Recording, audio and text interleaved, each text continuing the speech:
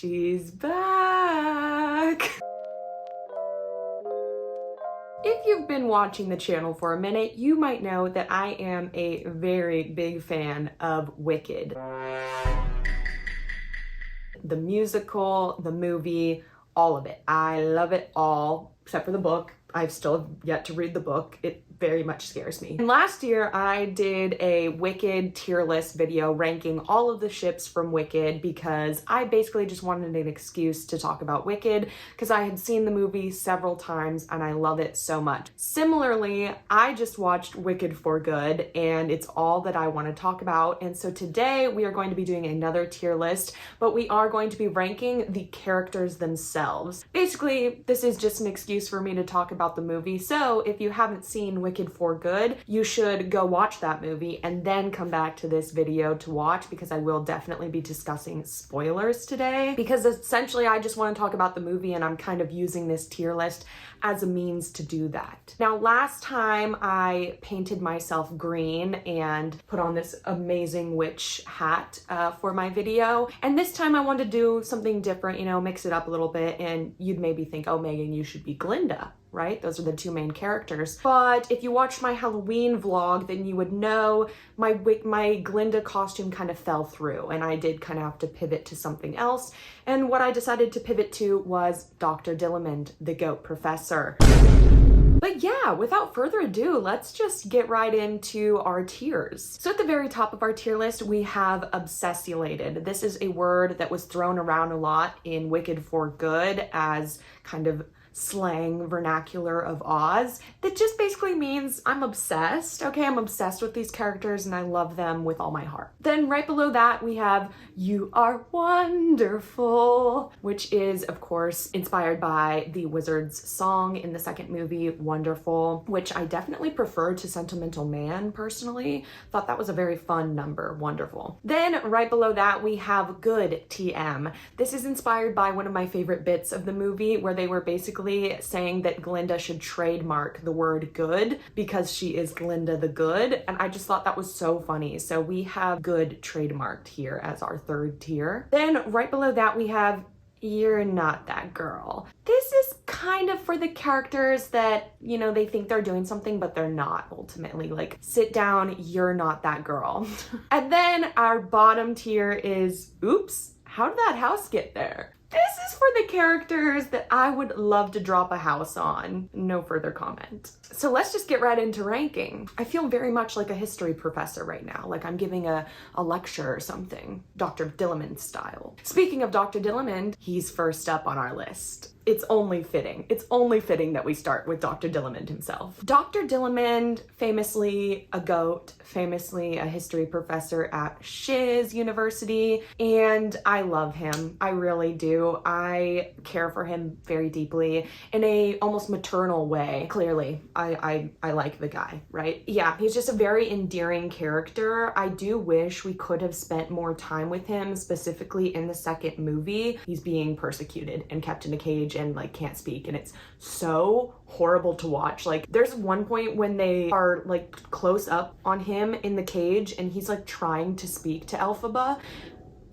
I was crying so much during this movie, but like that really got me. I was like, oh my god, this poor goat. I am going to put him in Good trademarked because I love him, but we don't really get to know him on a deep level. So I'm not like obsessed with him sort of vibes. At the end of the day, I do love the guy. Okay, something bad is happening in Oz and he was right about that. Like, something bad was really going down.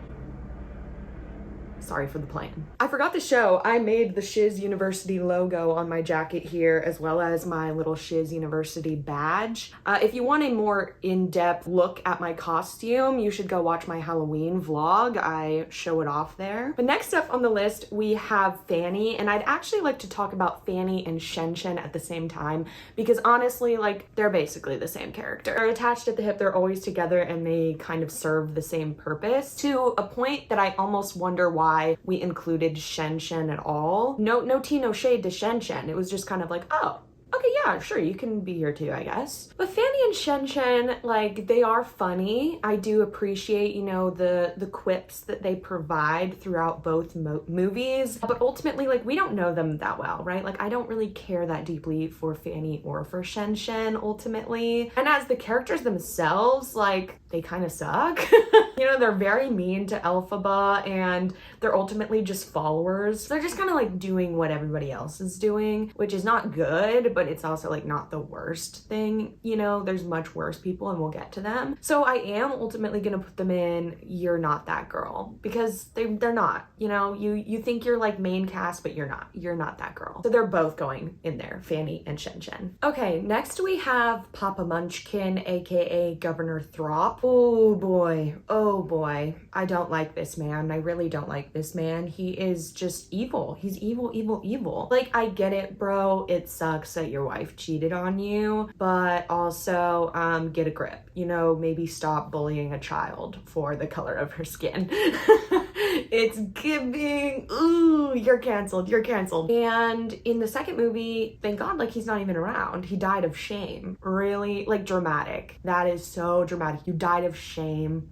Really? Are we sure it wasn't something more akin to like just like a heart attack or something? He basically sees that Elphaba is defying gravity and being awesome, and everybody's like, ah, the Wicked Witch, ah, and he's like, I'm dying. I don't like this man. I really don't like this man. There's not really much else to say. He's a bad guy. So he's obviously going in. Oops. How did a house get there? Oh, I would love to drop a house on this man. I really would. I really would. Somebody get me a house. Hey, somebody get me a house. Good riddance. And speaking of our Throp family, we have Elphaba and Nessa's mom, who I had to look up her name because I just like really didn't know. I think it's Melina. She isn't in the movie much. In fact, she's only in the first part, and well, no, she shows up, actually. I lied. She shows up again in part 2 briefly. Both appearances very brief. Okay, we don't know a ton about her. We're kind of having to infer a lot of the situation here when it comes to Mrs. Throp. But she is married to Mr. Throp, Papa Munchkin, if you will. And then she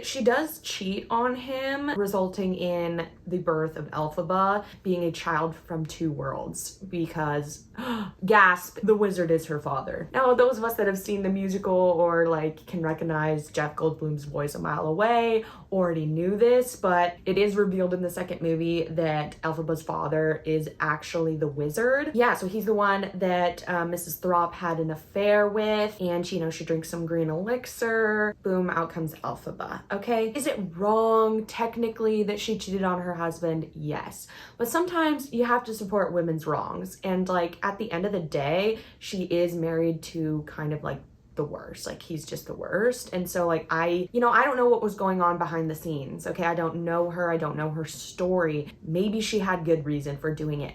I don't know. Okay, we don't go into that in the musical, right? I don't know her. Unfortunately, she does die giving birth to Nessa because of Mr. Throp, okay? Just more evidence for how much he sucks. Forces her to drink and eat milk flour so that the child doesn't come out green.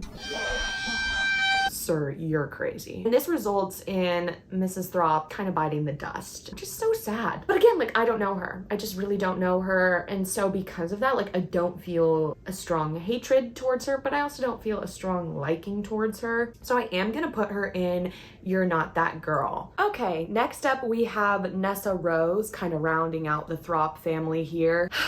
Where to begin? Let's analyze kind of the entirety of Nessa Rose's character, okay? She is the younger sister of Elphaba, so I can sympathize with her there that maybe, you know, there was a lot of chaos in her life because of that. Not Elphaba's fault, though, which Nessa seems to forget. She also tragically was born needing to be in a wheelchair because of what her father did to her mother because of his feelings towards Elphaba. Again, this is not Elphaba's fault. Yeah, so that obviously is a hardship for her, and I can sympathize there. Where she loses sympathy from me is the way that she treats Elphaba throughout both the first and second movies. It's appalling to me. Like, she treats her sister like dirt. It's crazy. Like, for example, when they're at the Ozdust Ballroom and Elphaba is literally being publicly humiliated and shamed by the entirety of their peers and classmates. Nessa doesn't do anything. She literally just sits there and watches.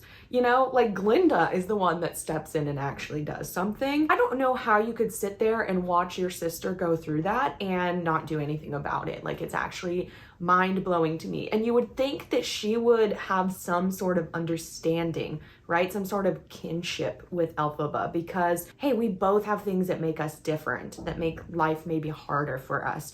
Let's maybe connect on that and bond through that. But Nessa, and it just gets worse from there. Oh boy, because Papa Munchkin bites it, right? He dies of shame. And this means that Nessa Rose is kind of left to take on the governor title. She becomes governess because Elphaba is, you know, on the run. She is not able to be there. And oh boy, does Nessa hold this over Elphaba's head like crazy. Okay, first of all, the father that hated Elphaba's guts. Yeah, Elphaba doesn't give a fuck about him. Second of all, like, Elphaba has other things to worry about, okay? Literally the entirety of Oz wants her dead. It's not so easy for her to just swoop in and come, like, help you out with everything being governor of Munchkin Land, okay? She's got things to deal with, such as the poor animals that are being persecuted throughout Oz, okay? Elphaba's trying to stand up to the wizard and put an end to this, unlike everybody else, and unlike Miss Nessa Rose, who is perpetrating these views on animals. She signs the Animal Mobility Act, basically saying that animals aren't allowed to travel from place to place, like they need like documentation and all this stuff. Let's not even begin to get into the implications of the fact that this musical and this book are so old, decades old, but the themes are still so relevant today with what's going on in the world. But anyway, Nessa Rose, she starts ordering around the animals, she starts ordering around the munchkins, okay, because Nessa Rose has it bad for Boq for some reason. Beyond me. It is actually beyond me why she is so enamored with Boq specifically, but she is, okay? She loves Boq. When Elphaba does eventually come to see Nessa and tries to do something good for her, by the way, and Elphaba casts a spell that like allows Nessa the power to like fly, which, by the way, really thought that change was very well done from the musical to the movie, because if you've never seen the musical, traditionally Nessa Rose is played by an actress that isn't actually in a wheelchair, and in the second act, the spell that's cast allows Nessa to walk, so she stands up from her wheelchair and like is able to walk around. Obviously they weren't able to do this because they actually cast an actress that does actually use a wheelchair, and so she can't walk, and they felt that that did kind of like perpetrate like a bad narrative for like the disabled community. And so I thought that change was really well done, and it still fit the story very well. However, Nessa Rose is so ungrateful, okay? Elphaba's like, okay, damn, like, I'll help you out. I'll try to help you out, girl. And she does. And then instantly it's still not enough. Okay, Nessa's now complaining because Boq comes in and is like, ooh, okay, hey, looks like you can kind of fly now. Seems like you kind of have like everything under control here. Like, you don't really need me anymore. And I want to go, okay? I'm kind of like in love with Glinda, and I kind of want to like profess my love to her for some reason. Okay, we'll get into it. And Nessa Rose is not having it and goes and runs over to the freaking Grimmery and starts casting a spell herself. And Elphaba's like, hey, stop. And Boq is like getting mad at Elphaba for some reason. Elphaba literally has not done a single thing wrong. He becomes heartless. Elphaba is forced to make him the Tin Man, etc., etc. And Nessa Rose still is blaming Elphaba for all this, by the way. Girl, take some accountability. Anyway, long story short, she's cuckoo crazy, and Elphaba's like, I can't even deal with this anymore. Other stuff happens, and Glinda eventually is like, hey, go after the sister. They go after the sister, Cyclone comes in. You know the story, the Wizard of Oz, famously. A house is dropped on Nessa Rose, as it should be. Of course, I am putting in her in oops, how did a house get here? I think you can simultaneously sympathize with a character, understand why they are the way they are, right? Like, understand the way that their mind works and still not like them. And that is how I feel with Nessa Rose. I really don't like her, and I think, you know, like, she got what was coming for her at the end of the day. I really do. I do think so. Okay, we already talked about him a little bit, but now we're going to get into Boq. Similarly to Nessa Rose, okay, I can understand some of the complexities with his character, right? Like, why he is the way he is a little little bit. And I get it, like you're insecure, but also get over yourself. You know what I mean? Basically, Bok is just the worst. Oh my gosh, like he sucks. He develops this crush on Glinda when they're in school, and for some reason like thinks he has a chance. God knows why. Because of this, he kind of like does whatever Glinda says. And Glinda's like, hey, you should go ask out Nessarose. And so he does, and they go to the Ozdesk ballroom together. Okay, and this kind of starts them being intertwined. Okay, but he is rude to Nessarose, not outright, right? Like not to her face, but what he's doing is very mean. It's very mean-spirited. To go out with somebody just because somebody told you to, right? To be so dishonest about it. And then he just like keeps digging himself deeper into this lie and perpetuates it for so long and stays with her for so long. Anyway, like I said, he does end up becoming the Tin Man.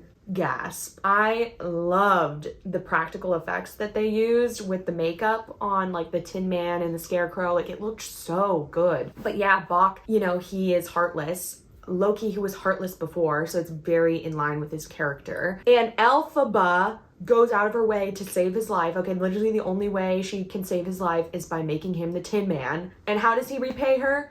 This is all your fault. You made me this way. Now I have to live like this for the rest of my life as the Tin Man. I want to kill you.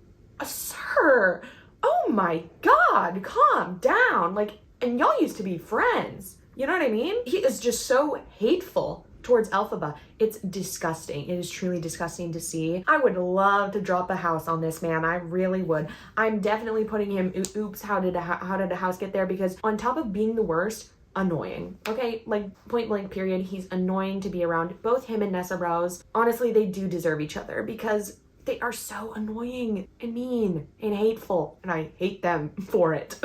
Okay, and then speaking of The Wizard of Oz, Wicked Part 2 does actually feature a lot of the Wizard of Oz story, but it's more so like on the outskirts, right? And so we actually do get a little bit of a glimpse of Dorothy. Just like in the musical, if you've never seen the musical, we never see Dorothy's face, okay? She's almost more of an off-screen presence for the most part. We see the back of her head a lot. Actually, one of my all-time favorite parts of the movie is what I'm calling POV, your Dorothy getting snatched by the flying monkeys, because they've made this choice that you never really see Dorothy's face when she gets snatched up by the flying monkeys.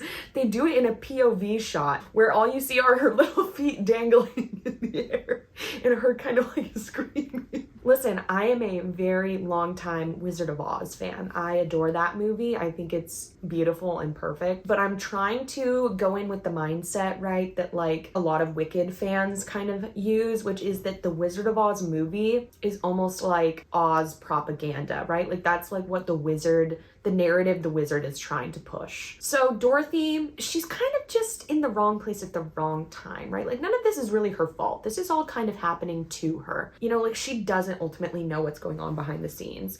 And she's also a child, okay? So we do kind of have to give her the child pass. However, she does kind of go after killing this woman when like she doesn't know the full story. Like she doesn't actually know this woman, and she's like just fully gung-ho about going to kill her. Like that's a little bit concerning, I have to admit. And her house does kill Elphaba's sister, okay, the Wicked Witch of the East, which granted I was happy about. I'm not complaining, but that's Elphaba's sister, and like she's not really apologetic about it at all. You have to understand where Elphaba's coming from. Like, yeah, she's not gonna like you. Like, your house landed on her sister. You stole a dead woman's shoes, and ooh, like it's just not a good look. But ultimately, like I can't be that mad at Dorothy. And again, like we just don't really get to know her that well in this movie, and we are basing this as off of Wicked, not off of The Wizard of Oz. So I'm just gonna put her in good trademarked because like I do ultimately think she is good, and you know, she's just a kid, you know, she doesn't really know what's going on. Then next we have the Cowardly Lion. Now the Cowardly Lion gets introduced to us in the first movie. He's actually the lion cub that Elphaba and Fiyero save. He's locked in a cage, right? They don't want him to speak, so they go and set him free into the forest so he can be free, learn to speak, and be like his own person instead of locked up away in Oz. And how does he repay Elphaba for this kindness? Okay, she went out of her way to help this animal, to save this animal, and how does he repay her? By blaming her. Yeah, he blames her for him being a little wimp now. what? This is something that was in the original musical, but that they play up a little bit more in the movie. And I was not expecting how much of a distaste that put in my mouth. Because what do you mean? Like, you're blaming her? She saved your life, dude. She is literally the only reason you're able to speak now. You're spending way too much time with Bach, clearly, because you're both having this weird victim complex when it comes to Elphaba, and you need to chill out. I did like how he was voiced by Coleman Domingo. I like Coleman Domingo, but I don't like the Cowardly Lion in this. And this might be maybe the hottest take on this list. I don't know. Maybe other people feel similarly, but I'm putting him in Oops, How Did a House Get Here? Yeah, that's right. Bottom tier. You're going in bottom tier. That's how much you pissed me off, Cowardly Lion. Okay, next up we have Dulcibert. Dulcibert, I think is how you pronounce it, who is just the sweet bear that takes care of Elphaba as a child, and then we get to see her again in Wicked for Good, which I was really happy about. I wasn't sure if we were going to see her again, but we see her. She's kind of trying to escape Oz with the rest of the animals because they're being persecuted, and Elphaba's the only one trying to do anything about it. We don't get to know her too well, but she is just really great with Elphaba, providing, you know, some love and support to her when she was not receiving any from her family. I do kind of wish she had provided a little bit more support for Elphaba in the second movie, you know, kind of everybody's like against her, right? And she's like trying to convince the animals to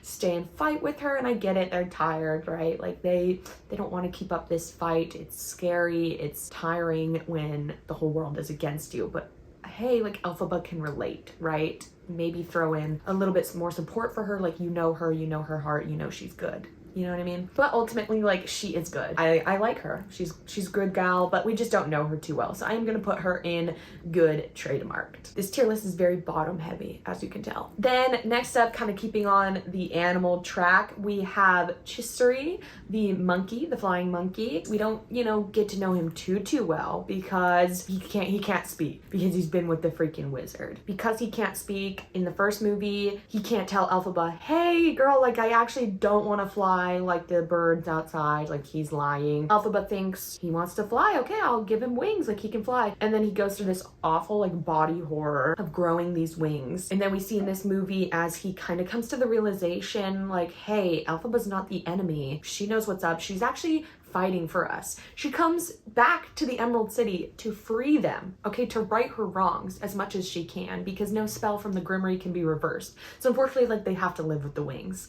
But the best she can do is at least free them. And Chisori recognizes this. He's like, you know what, actually? Elphaba, she's a real one, and we should stick with her. We should support her in her fight to free the animals. And I love him for this. Like, finally, somebody sees Elphaba, recognizes this, and like comes to her aid and like comes to fight with her. Oh my gosh, like I could cry thinking about at the end when he finally does speak for the first time to Glinda, and it just like proves that like this fight that Elphaba has been fighting was worth something, you know, even though like it didn't end great for her, her actions still made an impact on people and on the animals, and it's just so beautiful. So I'm gonna be putting him in good trademarked. Like I said, like we don't get to know him too well, but from what we do see, I love him very dearly. Okay, next up we have the head mistress. I low-key forgot she was even on this list. I don't even know her name. Does she have a name? Let me know. I didn't even bother to look it up. She's that irrelevant. She, I think, briefly shows up in the second movie. I don't think she speaks. I think she's at Glinda and Fiera's wedding though. Yeah, so we don't know her too well. From what we do see, she's not the best person. But I think similarly to Shen Shen and Fanny, she's just kind of a follower, right? Like she's just kind of like going with the crowd. But ultimately, like she doesn't do anything to offend me too much because she's just pretty irrelevant. Like she's just not around that much. She's played by the actress that plays the bearded woman in The Greatest Showman, and she's also like been in a bunch of Broadway shows and stuff. Like she's just an incredible singer. This is kind of my conspiracy theory that she probably auditioned for Madame Morrible, but then that role was given to Michelle Yeoh, and then they put her as the headmistress role. I do think though she would have made an incredible Madame Morrible, in my opinion. I think she would have been really good in that role. But anyway, ultimately I am going to be putting the headmistress in You're Not That Girl because she's just pretty irrelevant. But speaking of Madame Morrible, next up we have Madame Morrible, played by Michelle Yeoh. Wow, what a baddie, in that she is bad. She is a bad bad person. She just gets even worse in this second movie. Like, she is so evil. She is so anti-Elphaba, but then also anti-Glinda. And it's like, whoa, whoa, whoa, you can't be both my girls? No. Like, I can't get on board with you. She's just very manipulative and mean. She's constantly talking down to Glinda, which is so hard to watch. So she is the one that creates the tornado cyclone that lands the house on Nessarose, which again, like I wasn't too mad about. Like, I can't be too mad at her because I did also kind of want that to happen. But like, you are objectively a bad person for doing that. Michelle Yeoh, I think, gives a really strong performance. Acting wise, I don't necessarily think she's the best singer. She's got great hair. The way she treats Elphaba, Glinda, the animals, like, it's all just very bad. And so for that reason, she is going in, oops, how did a house get here? Very ironic, you know, she sent the house to go kill Nessarose. I'm now sending a house to kill her. Next up, we have the wizard, played by Jeff Goldblum. Him and Madame Morrible are kind of partners in crime. And by crime, I mean crime, like they are committing crimes. Their whole thing is like, the best way to rule and to instill fear in the people is to give them a common enemy. And so their focus is always on this common enemy instead of on anything that we are doing. And so they create this narrative that the animals are not to be trusted. Oh, he's just nasty, nasty individual for doing that. He's also a liar, famously. Okay, if you've seen The Wizard of Oz, it shouldn't have been a surprise to you when watching Wicked, when it is revealed he has no real power. Okay, he can't read the Grimoire, he can't do magic, and this is why he needs Madame Morrible or Elphaba to prop him up. Okay, he's using these magical women to prop himself up. Like, you make me sick. Like I said, it was revealed he's also Elphaba's father. You got what was coming to you. That's karma, for real. He finds out, oh no, I just had my daughter killed. So I will be putting the wizard in the bottom tier. I would love to drop a house on him. Honestly, in my opinion, he gets off too easily. Like, they just allow him to leave and go back to our world, leave Oz. And I feel he deserved more of a punishment, to be completely honest. Like, he does horrible things. All right, now it's finally time to get into our trio. And we're going to be starting off with Fiyero. I love Fiyero so much. He is brainless, famously. Okay, he kind of dances through life, if you will, mindless and careless. It's really fun to watch his arc through the movies because he does come from like a place of privilege and wealth, and everything kind of comes easily to him. A little bit of a himbo energy going on. But he meets Elphaba and his eyes kind of start to be opened to the rest of the world and kind of the wrongdoings, okay? And you see him develop through the movies to realize just because life is good for me doesn't mean life is good for everybody else, and I need to do something about it. Like, I need to stand up for others that can't stand up for themselves. And so he joins in Elphaba's fight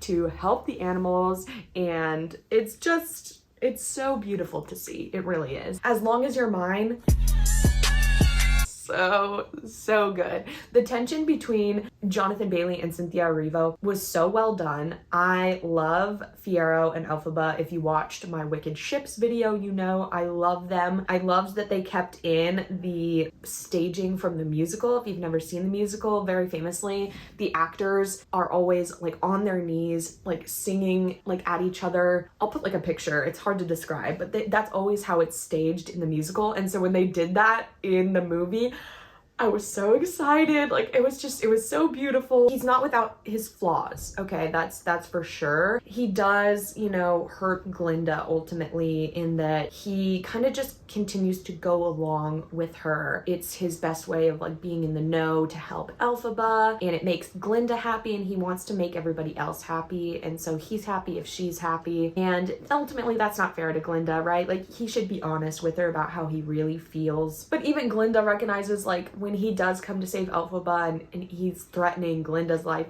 she's like, no, y'all, like, come on, can't you see? Like, he was never going to actually hurt me. He never wanted to hurt me. He just loves her. He wanted to save her. He sees the beauty in Elphaba, and then later on when he becomes the Scarecrow, gasp, hey, reveal he's the Scarecrow, that then she is still able to see the beauty in him. You also don't get to know Fiyero as deeply as you get to know Glinda and Elphaba. I honestly would have loved if they had maybe added in another new song into the second movie that was him, like, so we got a little bit more insight into his character and like how his mind works. I'm putting him in You Are Wonderful because he is wonderful. And you might be saying, wait, what? He's not in the top tier. I think that Glinda and Elphaba deserve a tier of their own because ultimately this is their story. This isn't Fiyero's story. And it just wouldn't feel right to have them in a tier with anybody else. So honestly, without further ado, let's talk about Glinda and Elphaba. I am so obsessulated with Elphaba and Glinda. Like, it's not even funny.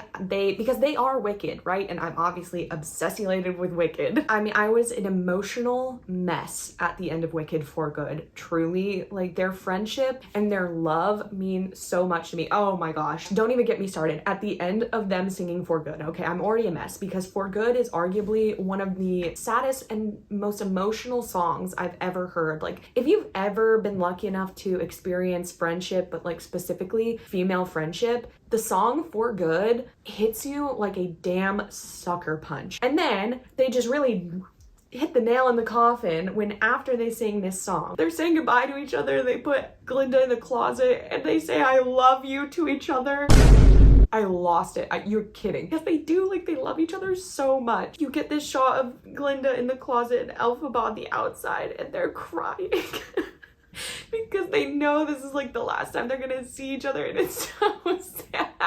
I could cry right now. It's so beautiful. You get to see that they are changed for good from knowing each other. And then you see Glinda's arc going from being this person that cares about popularity. You know, like she starts off as Glinda the good, but then she like starts to truly become good. Elphaba, she can't be with me anymore. And it's because of that now I feel the responsibility to put good into the world and do what she wasn't able to do and do that for both of us.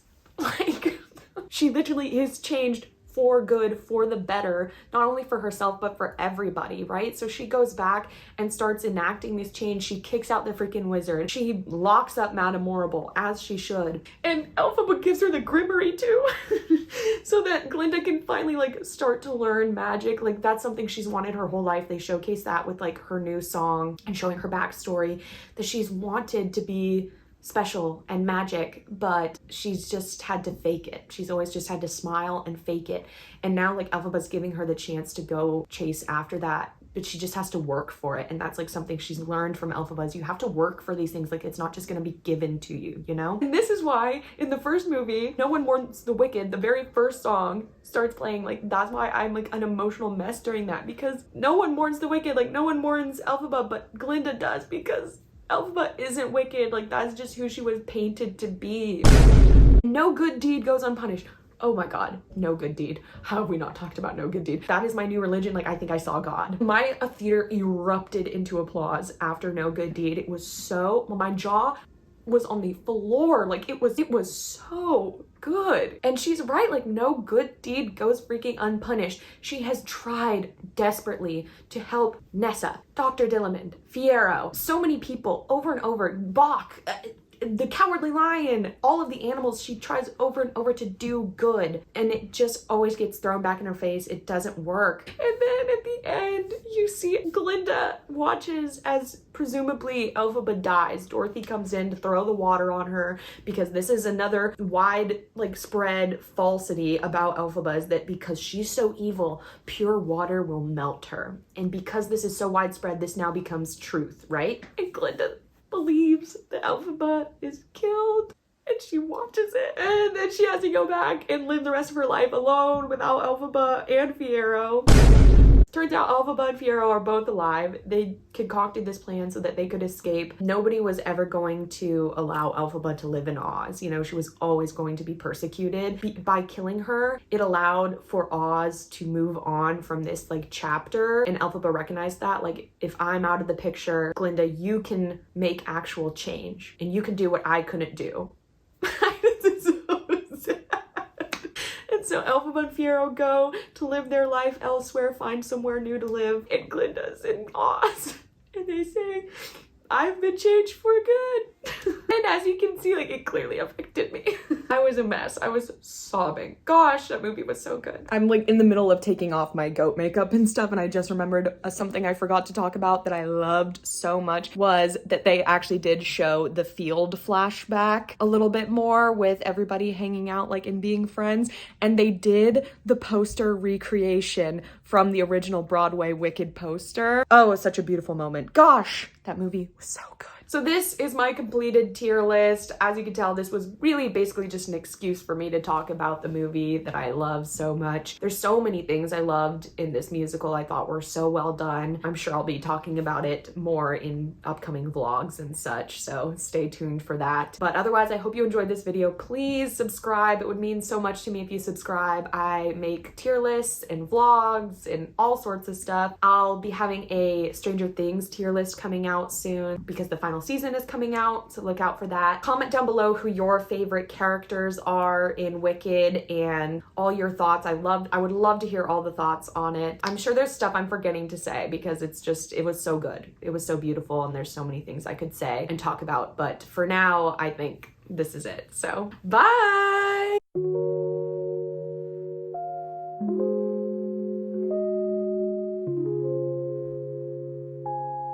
Something bad is happening in Oz. It just hit me. I'm dressed as a goat. I completely forgot. I'm sitting here crying over these witches and I'm dressed as Dr. Dillamond. It really makes you think.